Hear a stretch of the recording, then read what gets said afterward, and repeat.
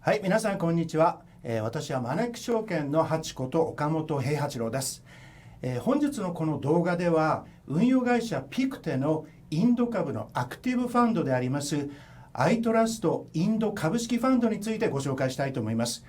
このファンドは日本で新NISAの積立投資枠で投資ができる唯一のインド株投資信託となっています。今回はピクテロンドンでこのファンドの運用されていますプラシャント小谷さんをマネックス証券のスタジオにお招きしています。プラシャントさんは2003年からですからかれこれ20年以上インド株の調査運用されているということで、今回はインドのマクロ環境にとどまらず実際にインドにおいて現地の企業調査を行った上でですね、銘柄の選択を行っているプラシャントさんに本当のインド市場について掘り下げて解説していただこうと思っています。プラシャント、welcome to Manex. Thank you very much. Very nice to be here. Thank you, Okamoto-san. So we're looking forward to hear your story. Sure. Yeah. Thank you very much for giving me this opportunity to present you the story of Indian equities today. I think I really believe in it that India is one of the most exciting investment stories of our lifetimes, and that is something that we all should consider as a very core part of the asset allocation that we have in our investments. So today I'll take you through some of the slides to understand what is so exciting about India and why you should really be considering it very significantly. So if you look at India, it's a massive country. It has about 1.4 billion population. If you were to look at even each of the states, that is comparable to one of the important countries around the world. So it is a massive country. It has 18% of global population. But where it does not really score well is it in terms of its GDP contribution, which is only 3.5%, or in terms of its exports contribution, which is even lower, or even in terms of market cap, which is only 4% of the world. So it is really having a great under penetration versus where it could reach to, and that is where the potential of India lies. And while the Indian stocks have done well, looking at this 4% of the global market cap, we think that there is a real huge room to go for it to grow forward. The map is very interesting. Yeah. With each country is in India. Yeah. And it is. Yeah, I mean, it is a massive country, right? And very interestingly, it is, I mean, if you were to think about the Indian population, 1.4 billion people, I mean, about 70 million people are really rich. That's like comparable to a population of Korea. Right? And then there's a middle class, which is about maybe 400 million people. That is like comparable to a population of a mid-sized big country, bigger than Japan, right? And then if you were to think about the poor population, that's almost 1 billion people there. That's like Africa. But what is going to happen over the next 20, 30 years is that this rich population from 100 million is going to grow to 400 million. Right? The middle class will grow to 1 billion people. Right. While the poor people is what is going to contract a lot, from 1 billion people to about 200 million. So that's the big transformation that we are going to see in India, and which is why this story is very exciting. Right. And the average age of population in India is 28 years. 20 years, yes. Yeah. So I'm just coming to that. But yeah, essentially the average age of population is 28 years in India versus China, which is 39 years. Versus Japan, which is almost 50 years, right? So India obviously has very young population, and this is what will add to the working age labor force in India in the next 20, 30 years. And that is why this demographic advantage of India is something that we are very excited about. And this 1.4 billion population will continue to grow. It will grow, yes. It will grow at roughly 1 or 1.5% rate every year. It will probably peak out at something like 1.7, 1.8 billion in the next 20, 30 years. There's still a long way to go. It's a long way to go, yeah. Okay. Last 2 decades have actually seen India growing very well and becoming more and more important in the global landscape. So if you were to turn back towards the kind of start of the century, India was 12th ranked in terms of its GDP in the world. It grew well, and that's why we saw that in 2022, it became the 5th largest economy in the world. Okay, and there are only 4 economies ahead of it, which is US, Japan, China, and Germany. And all the predictions are suggesting to us that by the end of this decade, India will be the third largest economy, only after US and China. So it is really taking center stage in terms of its in terms of the global landscape out there. And this is happening obviously because Indian economy is growing at roughly 6 to 7% a year, which is phenomenal for such a large economy and to do this consistently. So one question that we always receive is, while there is all this global volatility out there, what is it that makes India so unique? What is it that makes India consistently do so well despite all this volatility that we see around? So I'll just point out three main factors today, three key structural strengths of India, which actually make this Indian story very resilient. And these three factors are demographics, democracy, and discipline. So we'll just have a look at all these three elements to see how they combine together to make India a wonderful story. So this is something that we already discussed, that how the working age population in India is expanding for the next 20 years. This working age population is going to grow, while you're already seeing for the last 10 years that in places like China, there are retirals happening, so the working age population is actually contracting out there, right? So that's a very contrasting image out there. But it is not just about numbers, right? I mean, you can have a lot of people, but if they are not skillful, then you are not going to get a lot of growth. So what is different in India is that Indians are actually very skilled. They're getting educated very, very well. And one great demonstration of that is the Indian talent that you see in global organizations. So if you see the CEO of Microsoft, CEO of Google, CEO of YouTube, CEO of Chanel, Starbucks, all of them are Indians. Why is that?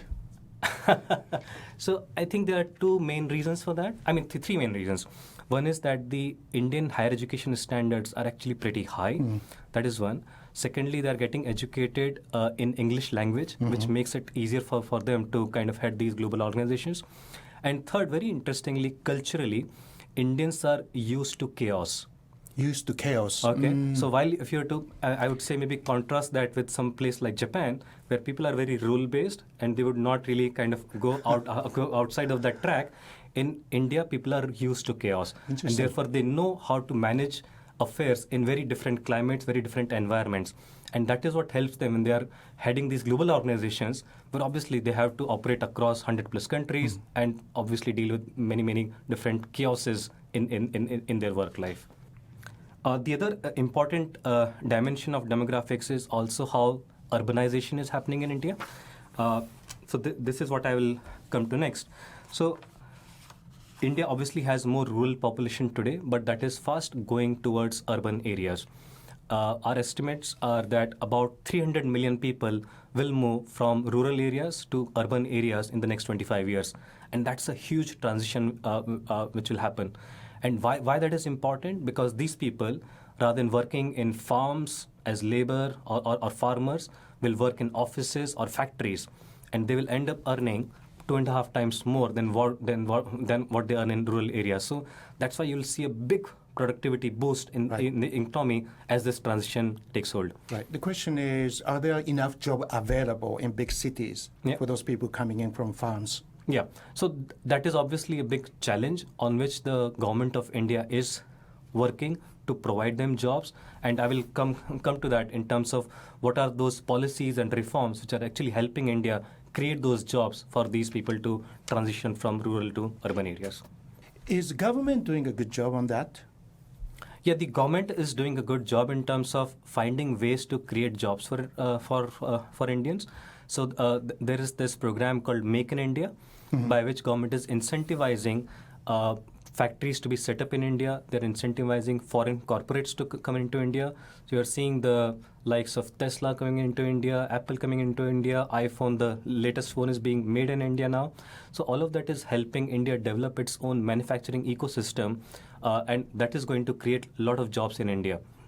Okay, so the first advantage was the demographic side. The second advantage is democracy. Okay, why is democracy important?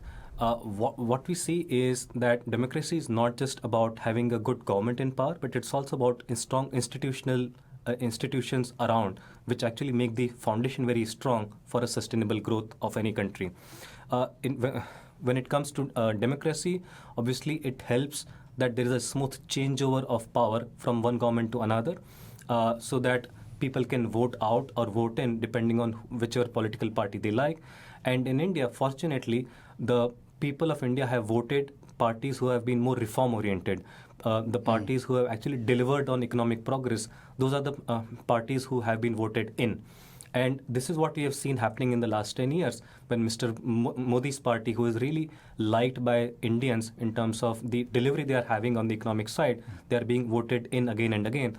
And there are elections due next month in India, and all the projections are suggesting that Mr. Modi will be returning to power again. And therefore, you will see a continuity of that very progressive policy making happening in India.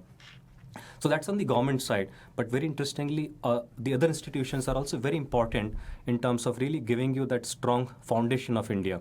So I'll point out few institutions out here. The main ones, the RBI, which is the central bank. It's considered the best central bank in the world. You think so? Yeah. Yeah. Yeah. There are many foreign kind of economists who always say that RBI seems to be managing their affairs very well, whether it comes to monetary policy, whether it comes to foreign exchange management, or even as a banking regulator, they've really managed affairs brilliantly. Then you have Supreme Court, which acts very independently, and sometimes they don't really worry about even going against the government in power. So they're really acting very independently out there. Then you have the stock exchange regulator, SEBI, which again is acting in the interest of the minority shareholders. So rather than kind of pandering to the large corporates, they are acting in the interest of that small shareholder out there, and always bringing out policies to bring more transparency into the markets. Then we have Election Commission, who always ensure that there are free and fair elections happening in India. So all these institutions essentially give us that right framework on which we can rely upon, not just, Mr. Modi might be here or not after 5 years, who knows, right? But we can rely upon these institutions to give us that long runway for the next few decades, that Indian story will remain sustainable for long. Let me ask you this question. It's only a perception, but there could be a corruptions in Indian society, or am I wrong? So Indian society is definitely more corrupt than what Japan is. I would admit to that. What is changing in India, though, and we have some pointers on this slide, is that there are digital means being used by the Indian government in order to root out that corruption. So what is happening, a couple of things which Indian government has done. One is they came up with this unique ID system for all the citizens of India.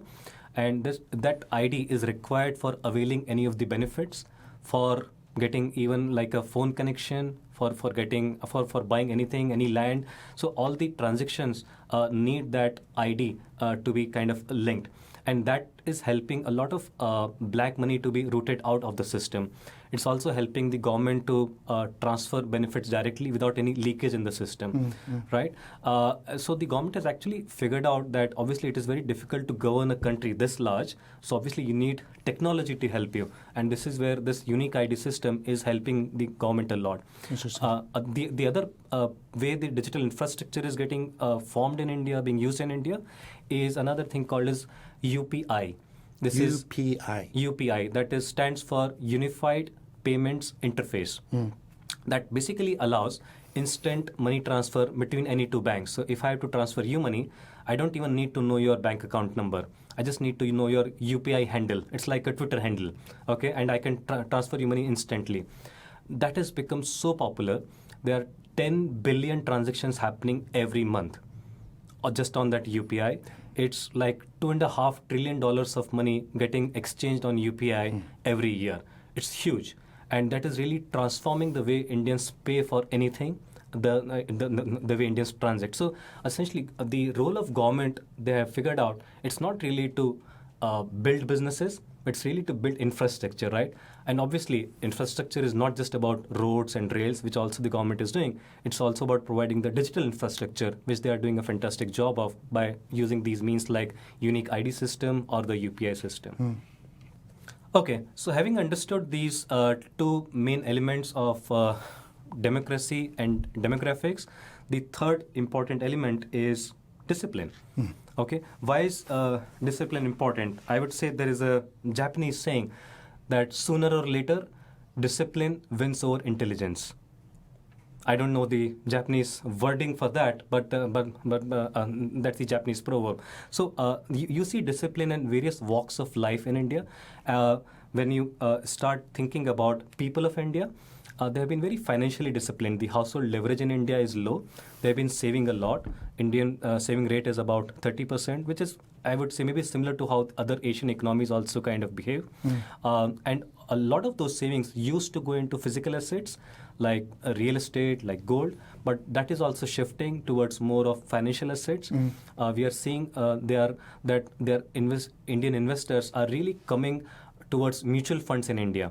They're investing into the equity mutual funds of India, almost $2.5 billion a month. Okay, so that's a flow of almost $30 billion a year happening in a very systematic way. This is like transaction size of only about $100 each. Okay, so this very, very small ticket sizes, about 20 million people of India are putting in $100 each into equity mutual funds of India. So that has become, I mean, small amounts, but all accumulated has become a giant force, which is keeping the Indian markets also buoyant, and it's providing very necessary primary capital for growth of India. So just like any emerging economies, money used to be under the mattress. Yeah. It's changing. It is changing, exactly, yeah. It was either under the mattress or in form of gold in your locker, or it was in real estate, in some land parcel. So all of those were very unproductive ways of using the capital. Now and it's not in the just mobile becoming more phone. productivity. Now it's in a mobile phone. Not in the mobile phone, yes, exactly, yeah. Then RBI, we already spoke about, that has been touted as one of the best central banks out there due to how they manage the monetary policy and also the banks. And then the government discipline. So government of India, rather than kind of throwing money because of COVID, they were really fiscally disciplined when COVID hit. So just fiscal deficit went up to about 9%, but that was more because there were some revenues lost. And that 9% has already been brought down to 5% of GDP in the last 4 years. So that has been a remarkable achievement in terms of how much fiscal control has happened. And despite that, you see Indian economy growing at 67%, so which is remarkable. And then finally, and most importantly for us as Indian investors in the Indian corporates, is the discipline which is being shown by the Indian corporates themselves, right? They have been really frugal in terms of how they manage their cost, in terms of how they allocate their capital. So here is a chart in terms of what they deliver as the return on their own equity, which is a great demonstration. If you have to go back many years, Indian corporates have delivered return on equity which is far superior than the rest of the emerging world. And my case is that returns are made not from growth, returns are made not from valuation, returns are made from return on equity. Return on equity is what gives you equity returns. Okay, and this is why Indian story has been so powerful in terms of delivering returns to the shareholders.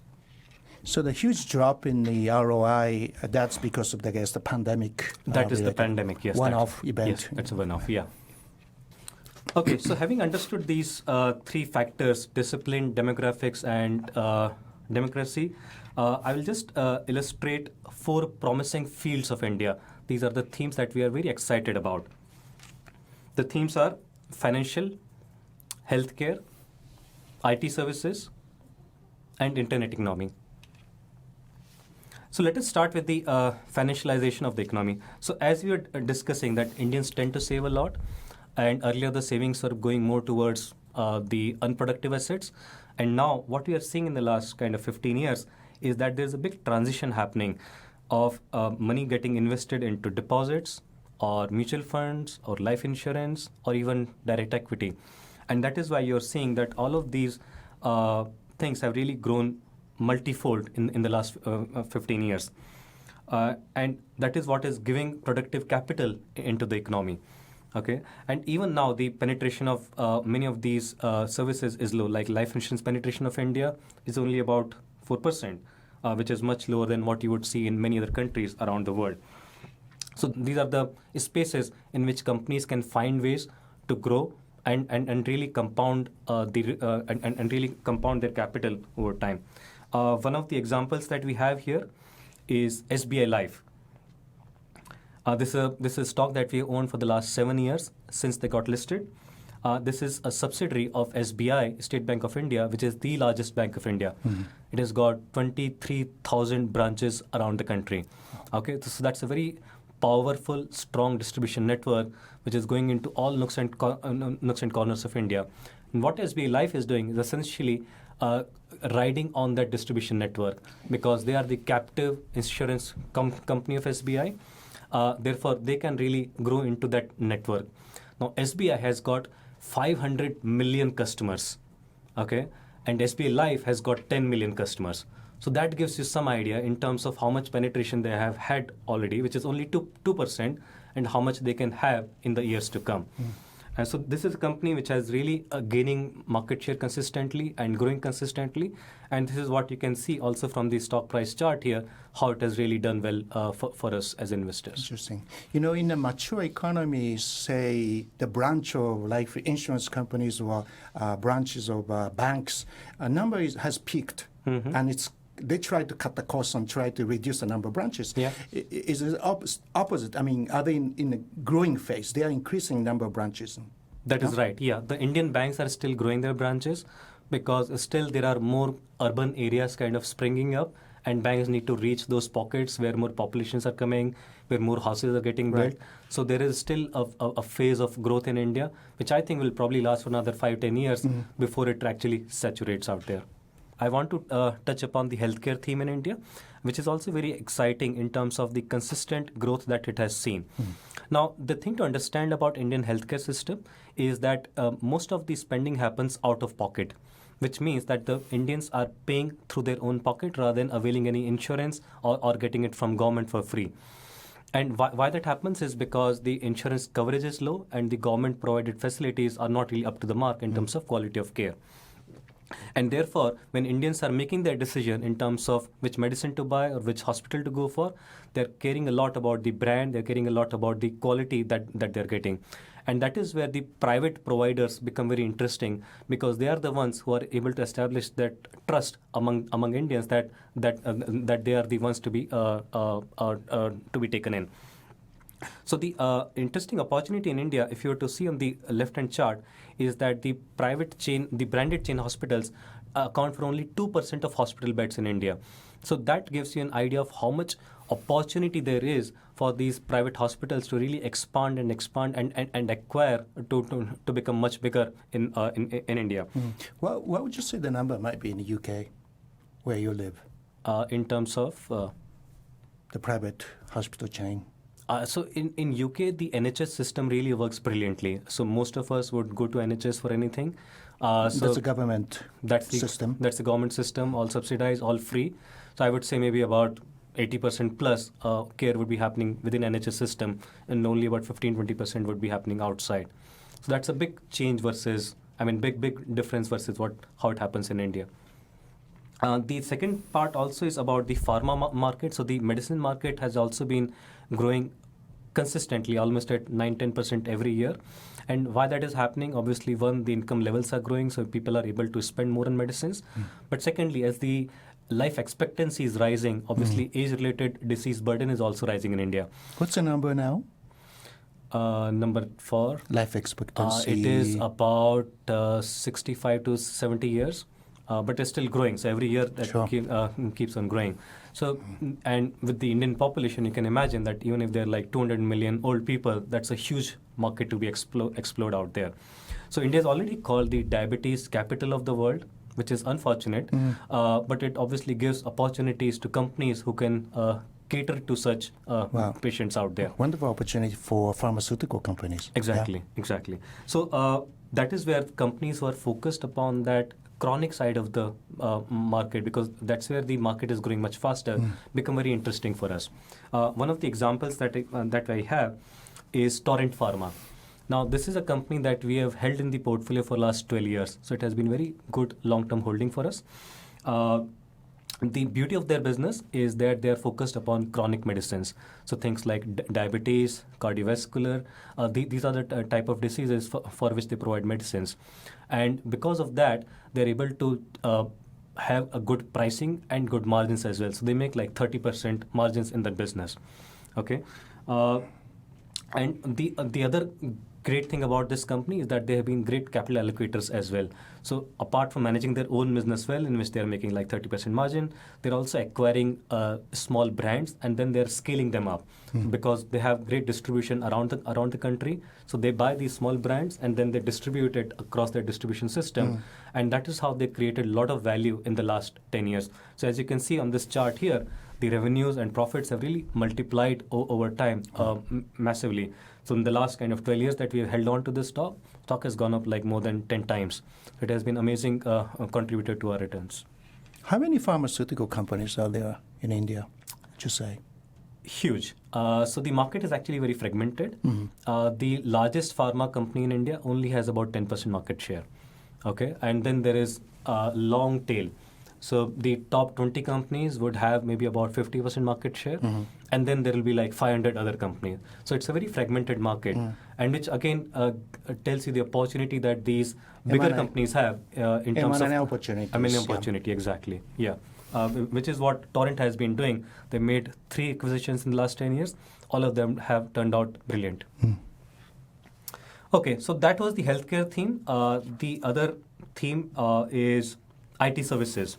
Okay, now this is a theme which actually is leveraging upon Indian demographics very well. Okay, so India produces the largest number of English-speaking science and technology graduates every year. Why that is important? Because Indians obviously have a lower wage compared to the global engineers, and this is the resource pool that the Indian IT services companies have used to cater to those global enterprises. Why do the global enterprises need these companies? Essentially, if you were to look back in terms of how technology evolution happens, if you had to go back 20 years or 25 years, we had the Y2K problem. Everybody was very worried about that, and they needed engineers in order to transition their systems from just an year of 2 digits to a year of 4 digits. That's where the Indian IT services companies came in handy. After that, the corporates wanted to implement ERP.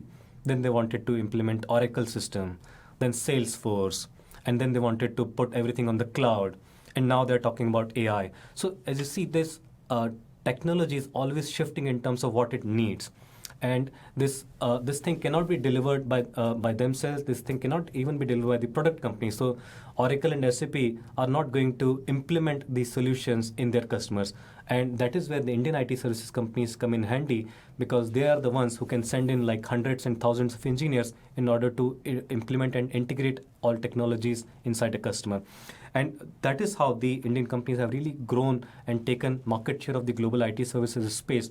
They're already 15% of global IT services market, taking advantage of this resource pool that they get from India. And these companies are large. Like TCS has 600,000 employees. It's huge in terms of the number of people it is employing, and still growing at like 8 to 10% every year. So it is huge and growing. And these companies are really high quality companies, high quality businesses, making like 20% margins, making strong free cash flows. So good growth businesses and also cash flow generating at the same time. So one of the examples that we have as a holding in the portfolio, again, a very long-term holding for us, is HCL Technologies. Now this company has been great in terms of really innovating and renovating themselves. As these technology trends have shifted, they've continuously kept ahead of that curve and figured out what the clients would need tomorrow and what skills and capabilities they need to build in today. And this is what they have done. And due to which, you see their revenues, which was like less than $2 billion 10 years back, it has grown to $10 billion now. So it has multiplied like 5 times. And all this while, the return on their own capital has been 30%. So they have not sacrificed on returns while growing this well.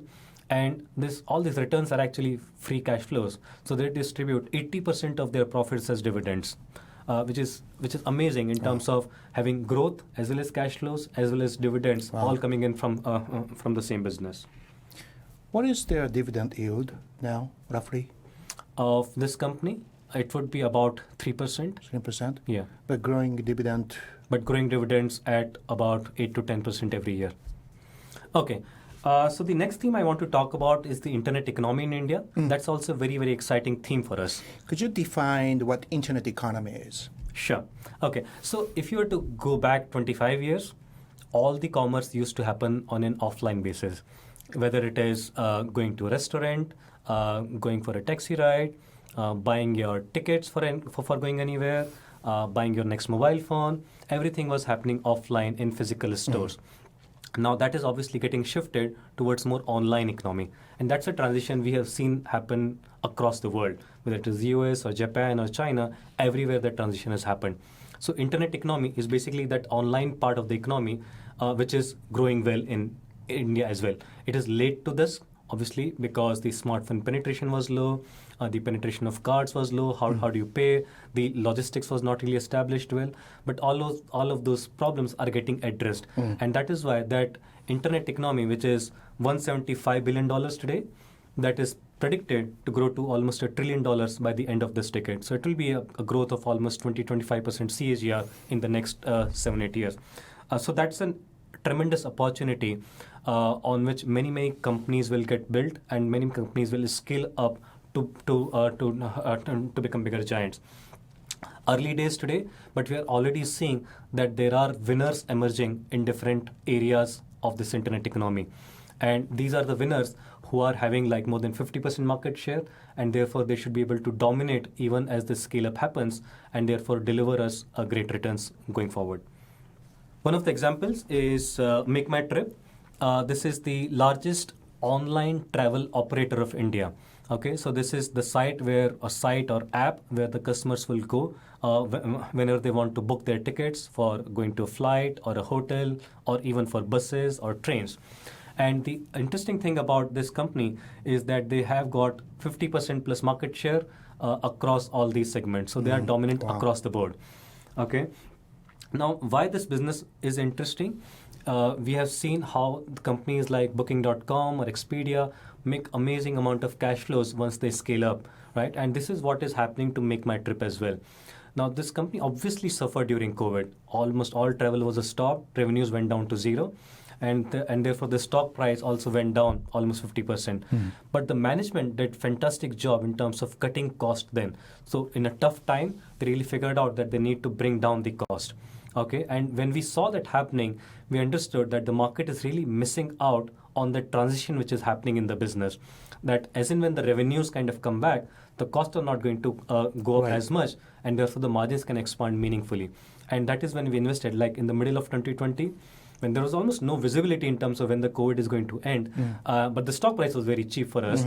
It was almost just $1 billion market cap for such an amazing opportunity in India. And where is it now? It is 5 times higher than that, so about $5 billion now.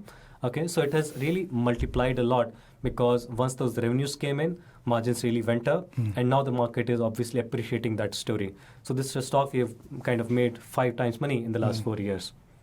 Having understood all these 4 themes, I'll just recap a bit. So essentially we believe that a combination of demographics, discipline, and democracy, these, when they work in tandem as they are working in India, they make the story really attractive for Indian equities. Okay. Now the question would be what approach you should take when you're investing in India. Right. What is the right recipe to invest in India? Our recipe is pretty simple. Step 1, find good quality companies who are being run by trustworthy managements. Why that is important is because India is giving that opportunity to really compound wealth over the next 20 years. It's not a short-term story where you are playing for some cyclical run-up. It's a story where you want to remain invested for the next 10, 20 years. And these are the companies who have those competent managements who will be able to kind of figure out where the best opportunities are and really grab those opportunities in order to grow and grow profitably. And that's why it's very important to really play in that basket of good quality companies being run by competent managements. Step 2, wait.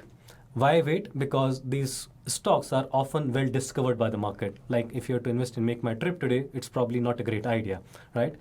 So you have to wait patiently for these stocks to become cheap. And often you have to be contrarian for that, right? Maybe some temporary disruption happens in their business for whatever reason it does. And that is when you kind of get in. Okay, and that is what we try to practice in our portfolio as well. Step 3, make a concentrated portfolio out of such opportunities.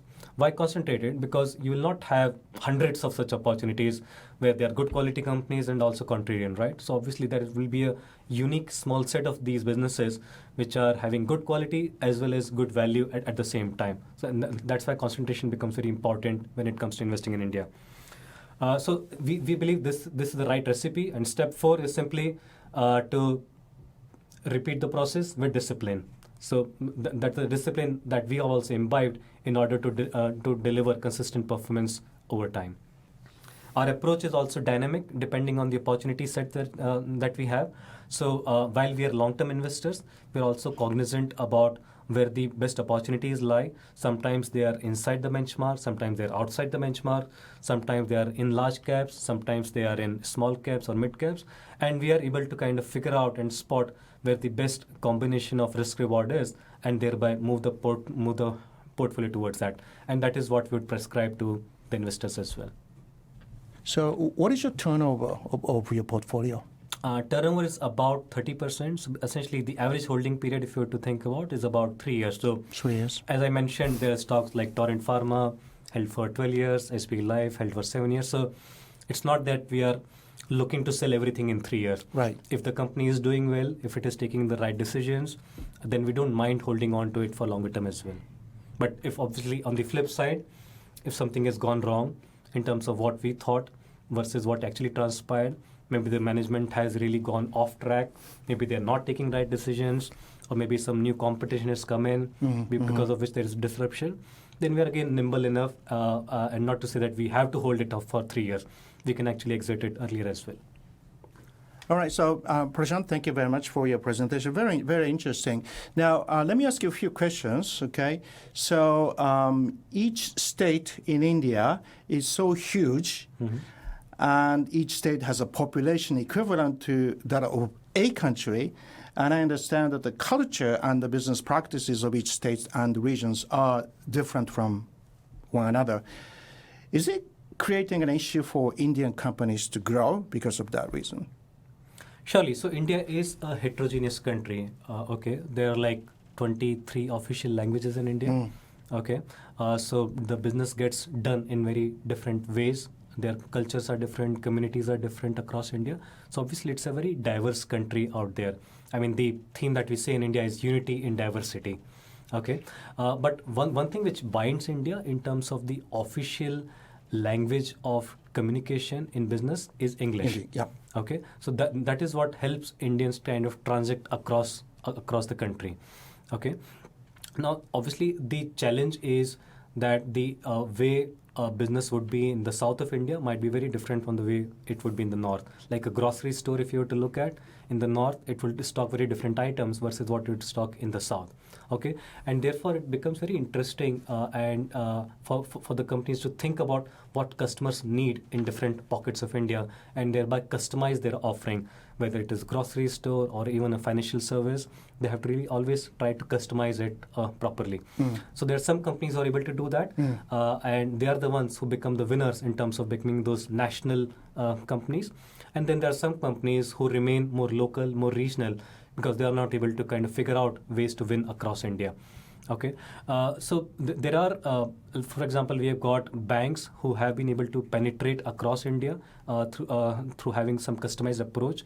They have been real good winners of figuring that out. And there are companies, for example, we own this interesting company called BKG.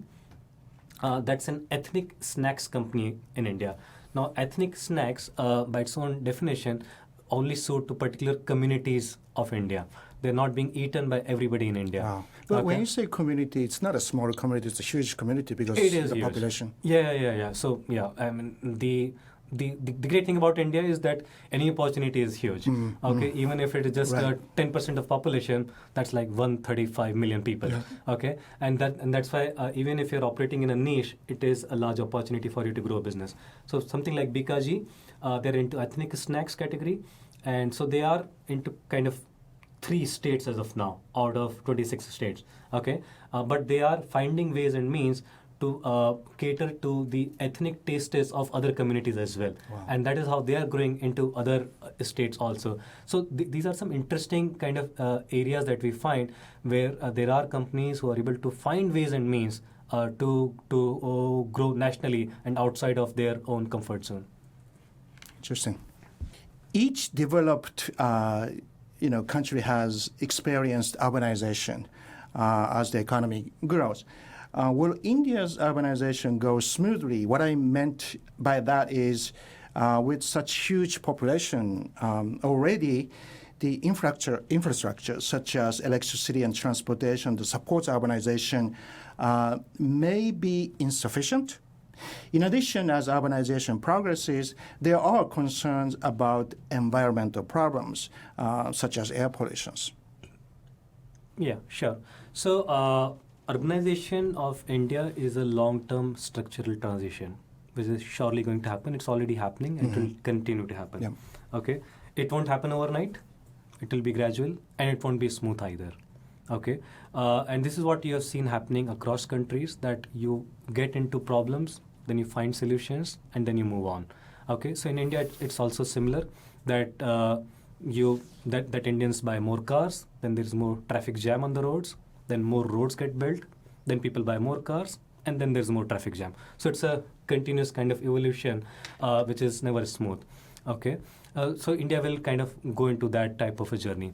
When it comes to pollution, it is a big problem in India. As per some recent surveys, 80 of the top 100 most polluted cities in the world are in India. I mean, this is not really a great fact to tell you, right. but this is the reality. Yep. Okay, so growth is obviously damaging the environment out there. Okay, now the good thing is that the public as well as the government are conscious about that. So there is a big renewables program happening in India. So India has set itself a target of 500 gigawatts of renewable energy to be put by the end of this decade. So that is huge. Okay, so that is what is helping in India transition from more polluted forms of energy towards more cleaner forms of energy. Okay. So you are seeing changes taking place. Yes, changes as are we happening. Speak. Yes, changes are happening, but obviously there are problems. Yeah. I can't deny those problems. Okay, on the electricity side, there was a huge power shortage in India, and then a lot of power plants were ordered, were built, and then India actually got into a surplus power situation. Okay, and then power plants got stopped building out, and now we are again reaching into a power deficit situation. Okay, so now again more power plants are getting ordered. So you will see these cycles happening in India, but I think over the long term, India will get there in terms of urbanization, and they will figure out how to become more cleaner also in the long term. So the Indian government is trying to promote the manufacturing industries through Make in India, which you mentioned is necessary for the success of urbanization as well. Can you please give us some examples of companies which benefit from this initiative? Sure. Yeah, so Make in India program, as you said, is very important for creating jobs in India and to really make India, let's say, the factory of the world. Okay, and for that, one of the important programs that Indian government has is called the PLI scheme. This is production linked incentives. Okay, so essentially companies are being incentivized to put more factories in India, whether it is the local companies or the foreign companies also. And this is happening like across sectors, whether it is renewables, electric vehicles, chemicals, electronics. So all of these spaces are seeing these incentives being given by the Indian government in form of tax subsidies, in form of cheap land, all of that. And that is helping more and more factories to come up in India. Okay, so this is where the Make in India initiative is actually progressing well. So India has traditionally been more of a service exports economy, like the IT services exports. That's like $100 billion out of India. Okay, but what Indian government has realized that services is a more high income type of export. And if you want to employ millions of people, you have to create manufacturing jobs. And this is where this PLI type of schemes would actually be helpful. What is going to happen is that many of the companies will become exporters out of India. And one of the examples we have in our portfolio is KEI Industries. This company which is engaged in making cables and wires. Okay. Now, cables and wires is very interesting because if you were to think about any project, whether it is building, factory, infrastructure, you always need some cables. Right. Okay, and you are seeing a global capex revival happening everywhere, whether it is Japan or US or Europe. Everywhere capex is going up. Okay, and always you need cables. And this is a company which has been a quality leader in terms of making cables. Okay, and they have already set up capacities. They already are exporting to 100 countries out there. And so 100 countries, yes. So they have a large distribution network outside India already. So they are low-cost producer. They are a low-cost producer, yes, and they are high-quality producers at the same time, right? So they are making good margins while doing that business. So this is a company that we invested in, and this is a company which can really take advantage of this opportunity, both in the Indian capex side as well as the global capex side of this story. So how realistic is it, in your opinion, that India may replace China as a world factory one day? Okay. So I would say this is a bit of an open-ended question today. India is obviously making efforts to attract companies to come and set up their supply chain bases in India. But it is a transition which will take many years. It's not going to happen over the next 5 years. It's probably going to happen over the next 15, 20 years. Okay, but the transition is surely happening with all this China plus one and with Chinese working age population declining, the wages growing, and the differential between China and India is there to see, right? And that's why the global corporates are clearly moving towards India. So India is surely taking share away from China out there. But will it replace China? I think that's a question which probably be better answered after 10, 15 years. Sure. But good chance that you may exceed the production capacity of China. It will be a long time away. Long time? Yes, yeah. Because see, if you have to think about the Indian economy versus Chinese economy is like 5 times larger, right? Even if India is growing at 6-7% rate, it will take it like 20, 30 years to reach the China size of today. And by that time, maybe China would have become even larger, right? So it is not going to happen so soon that India becomes larger than China.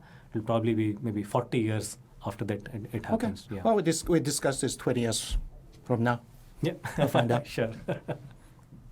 So the question is, I want to ask you about the caste system, which is unique to India.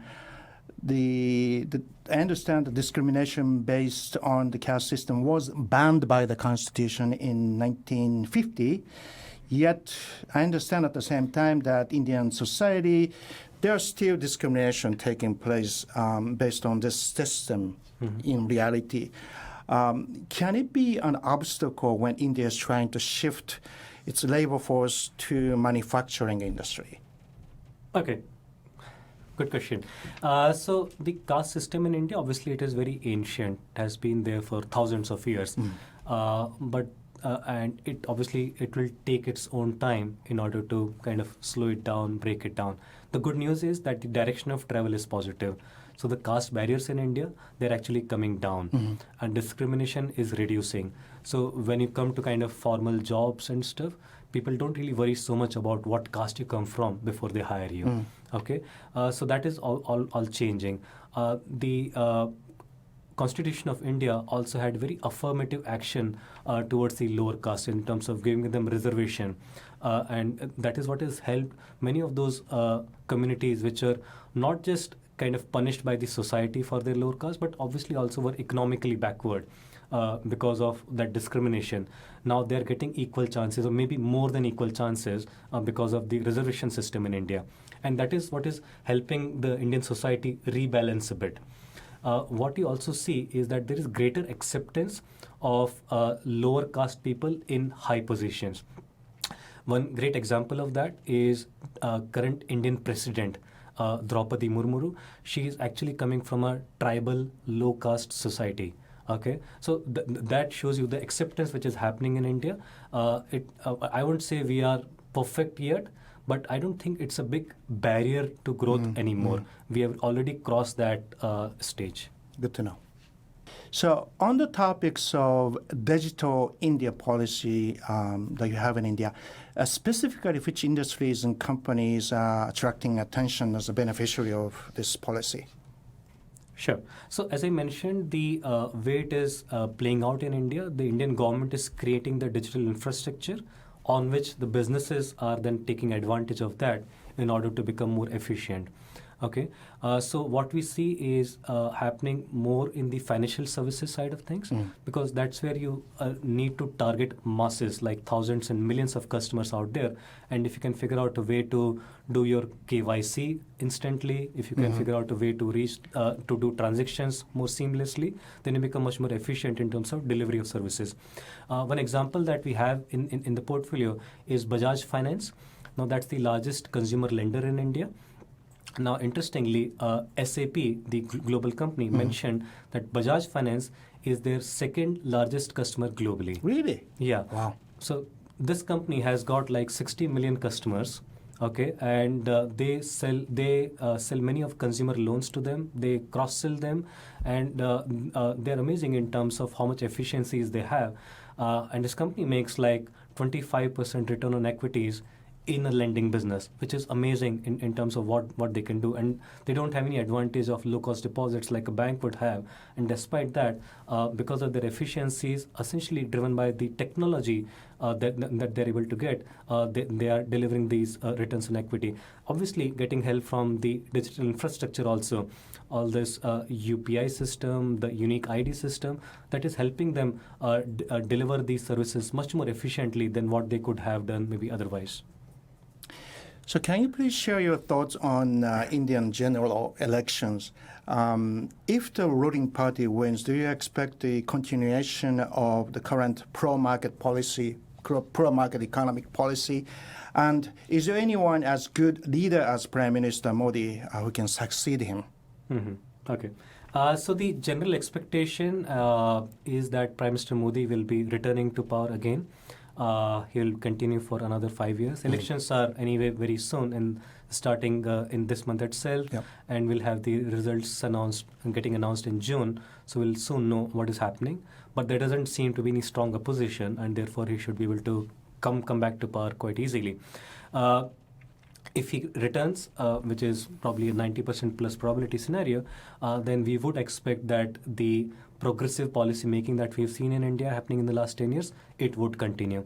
So we have seen that while the government may be focused earlier more on creating efficiencies, reducing bureaucracy, cleaning up the system, all of that happened already. They're starting to give incentives for putting more capex on the ground, putting more factories on the ground. So that is something where we have already got some momentum, and that is where more push would be needed, and which is what something could happen in the next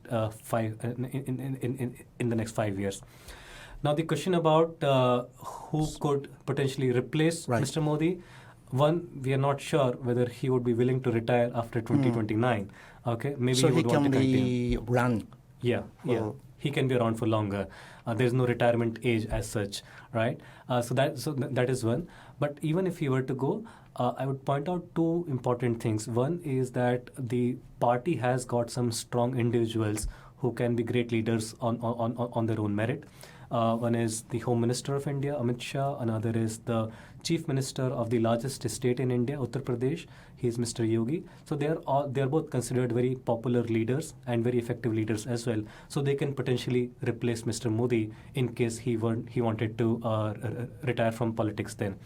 The other factor I would point out again is that India has strong institutions, okay? So even if there is some political disturbance out there, the institutions of India will come handy in terms of really protecting the overall discourse of India, the overall growth of India.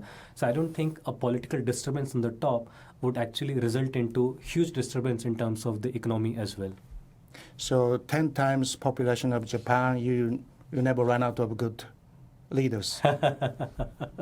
Sure, yeah. So this is a hypothetical question, and if opposition party wins, would it change the course of the country in a very drastic way?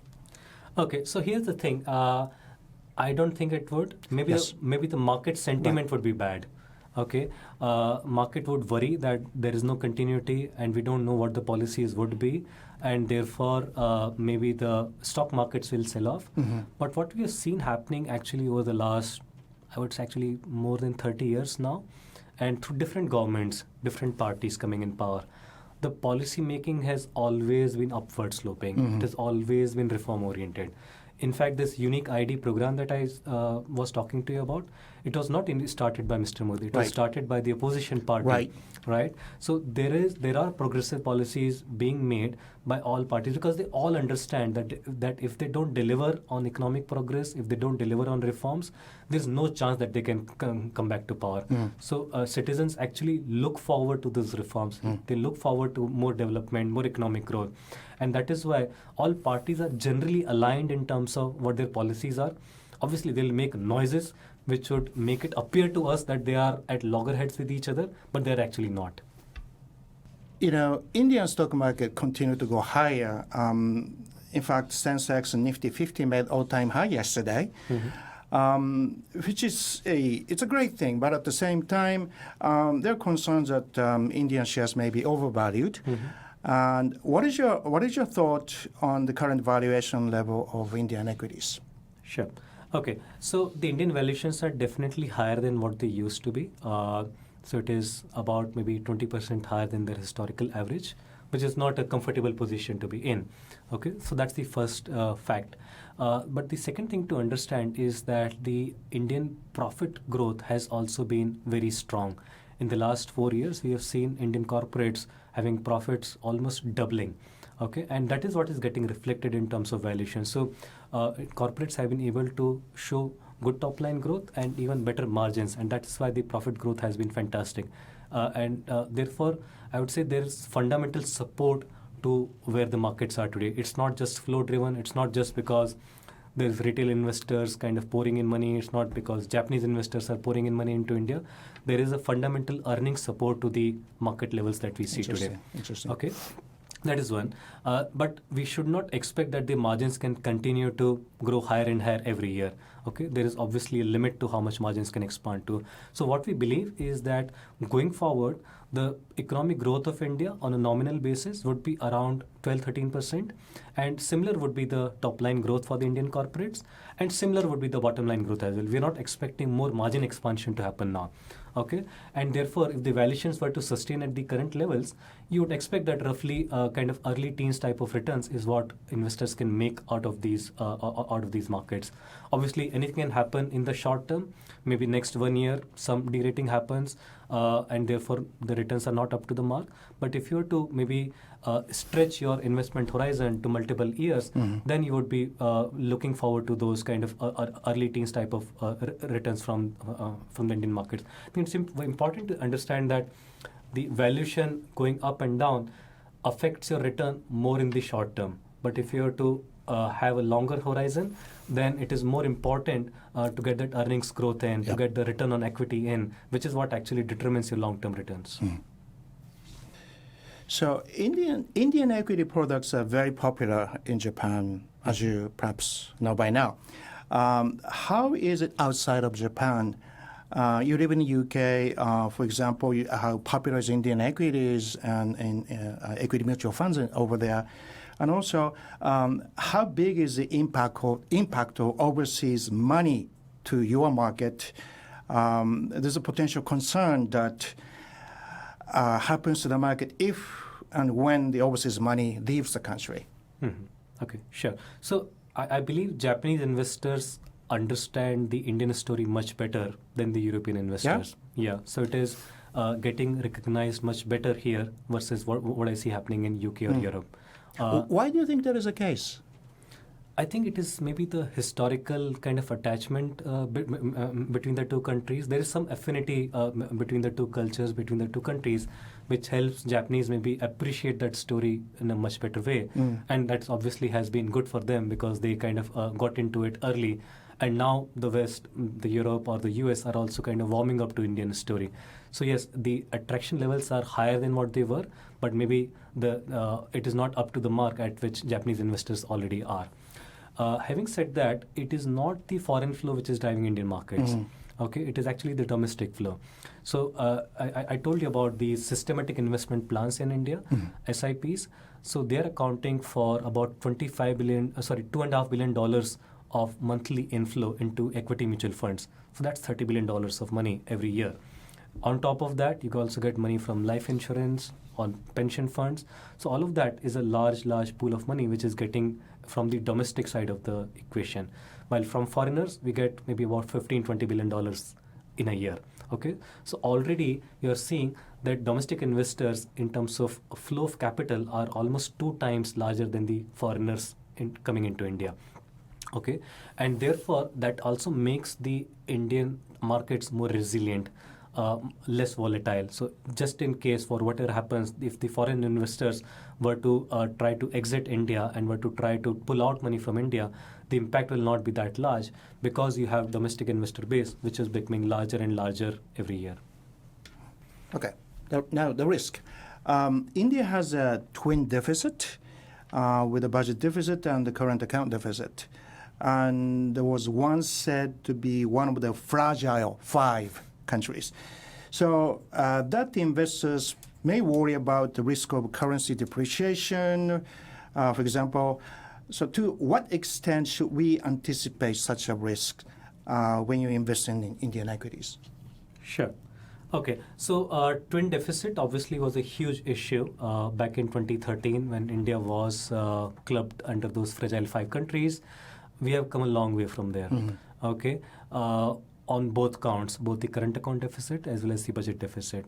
Okay, firstly on the current account deficit, what we have seen happening is that India has made great progress in terms of increasing its exports. Okay, both on the services side as well as the manufacturing side. And that is why the current account deficit has shrunk to almost 1% of the GDP, which is very manageable because the flows into India is roughly around 2 to 2.5% of GDP every year. So you're already a positive balance of payments economy. Plus, India has about $650 billion of foreign exchange reserves. So just in case there are some outflows which are more than what the inflows are, there is always this reserve that the Indian central bank can rely upon. That is also about 8 months of import cover. Okay, so I think current account position in India is pretty manageable. The only big risk to that would be if oil prices were to shoot up a lot. Okay, because India is a large net importer of oil. Right. Oil is roughly $200 billion of import into India. Okay, so if oil prices were to shoot up to, let's say, $125 per barrel or even higher than that, then it could become a bit of a risk on the current account deficit. But if oil is under $100, I would not really worry too much about that. On the other issue, which is the budget deficit side of things, so India made great progress in terms of cutting down on its budget deficit. It went down to almost 3.5% of GDP before COVID hit. Then obviously COVID kind of changed equations. It went up to 9% of GDP. But what we have seen happening in the last 4 years is that the Indian government, in a very disciplined way, they have been bringing it down every year. So that 9% of budget deficit has already become 5% in this year. And that is supposed to go down more in the years going forward. So it will become more like 4% in the next 2 years. So India is controlling its budget deficit really well. And therefore, I don't think the problem is really as large as it might be looking in terms of what happened earlier. Good to know. 本日はピクテのインド株のアクティブファンドでありますiTrustインド株式ファンドの調査運用されていらっしゃいますプラシャント小谷さんにインド株式市場の魅力インド経済についての魅力についてお話をお伺いしました、プラシャントさん Thank you so much for doing this. It's been very, very interesting. Thank you very much, Okamata-san. It's been a pleasure coming here. Thank you, and please do come back. Sure, will do. Thank you. Hope to see you again. See you. Thank you. はい、今日皆さんどうもご視聴ありがとうございました。